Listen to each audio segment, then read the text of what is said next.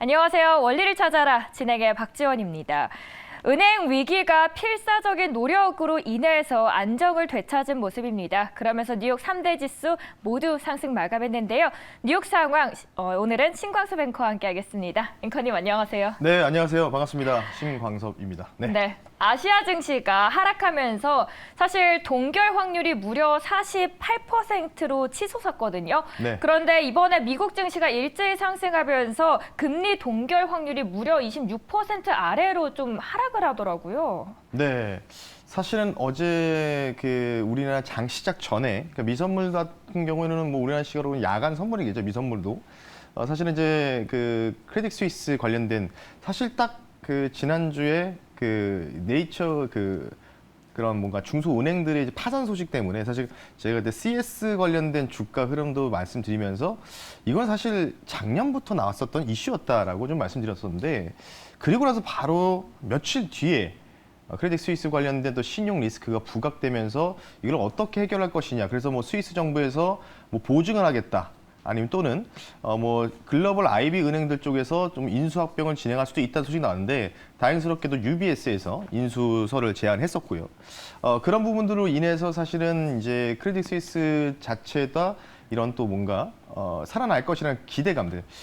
근데 이제 여기서 사실 어제 같은 경우에는 플러스 미선물 0.5. 그래서 우리나라 증시도 미국장 하락을 좀 이겨내면서 오히려 뭔가 이제 플러스 전환하는 모습을 좀 보여주다가 왜 빠졌냐? 그 이유가 뭐냐면 UBS가 인수 관련된 부분들에 대해서 이제 코멘트, 이 뭔가 이제 인터뷰에서 발표를 할 때 구제금융이라는 단어를 쓰면서 그 부분들이 이제 뉴스를 통해서 이제 뭔가 퍼져가면서 그러면서 전반적으로 아시아 증시도 하락이 나왔죠. 물론 이제 중국 증시도 뭐 지준율 인하부터 시작해서 계속해서 뭔가를 좀 진행했던 부분들이 금융권에서 뭔가 이제 정책적인 부분들이 변동성이 확대되면서 불안감을 키웠던 요인들이 전반적으로 뭐 보시다시피 대부분 아시아 증시를 전반적으로 하락하게 된 이 계기였다. 이렇게 좀 말씀 한번 드려보겠습니다. 오늘 뉴욕 증시가 상승해서 그런지 매니저님의 모습 또한 한층 더 젊어 보이는 네, 듯한 맞습니다. 기분이 듭니다. 방금 전에 저희 뉴욕 마감 상황 함께 짚어드렸고요. 보시는 것처럼 3대 지수가 모두 상승 마감했었습니다. 자, 그렇다면 가장 상승을 이끌었던 게 아무래도 UBS 사건이었습니다. 이번 UBS 인수 사건에 대해서 월가에서는 어떻게 평가하고 있는지 궁금해서 찾아봤는데요. 헤드라인부터 함께 보도록 하겠습니다. 헤드라인의 키워드는 이랬습니다. UBS Credit Suisse Deal. 그러니까 UBS와 크레디트 스위스 딜이 creates wealth management titan. 타이튼이라는 건 엄청난 힘이라는 건데요. 부의 엄청난 힘을 얻게 되었다라는 헤드라인이었습니다. 본문으로 내려가니 구체적으로 이런 내용이 있었습니다. Gives a substantial boost to UBS.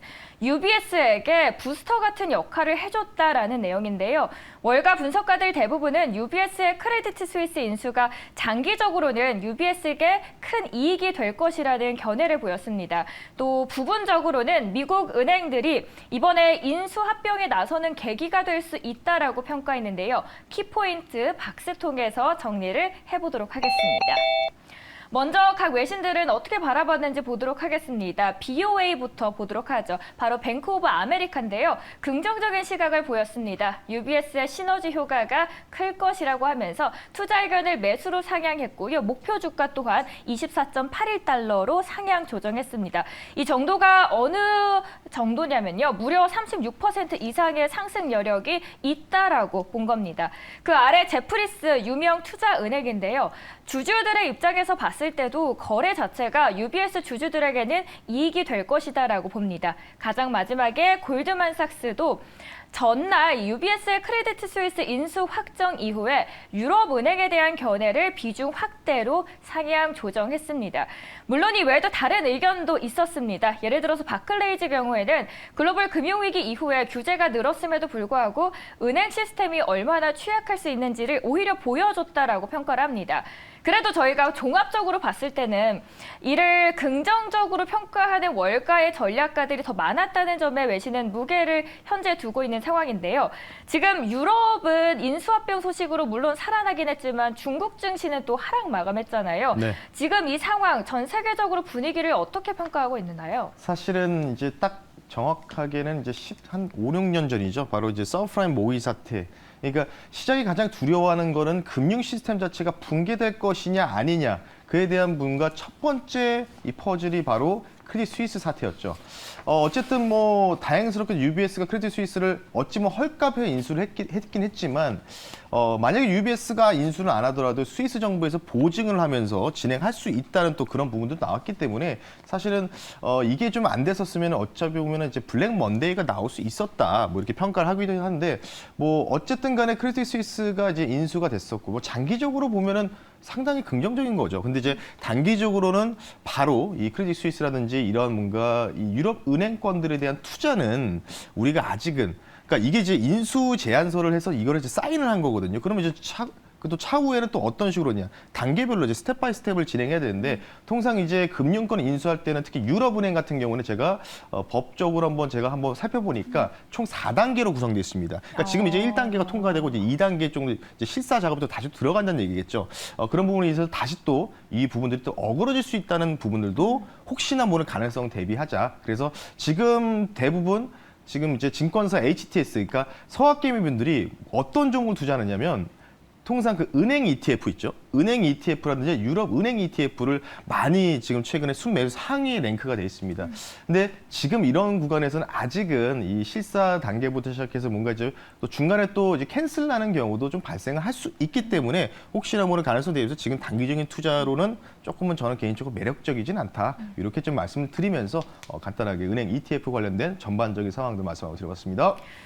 돌다리를 두들겨 보고 건너자라는 말이 떠오르는데요. 네. 그래서 이 그림을 한번 준비를 해봤습니다.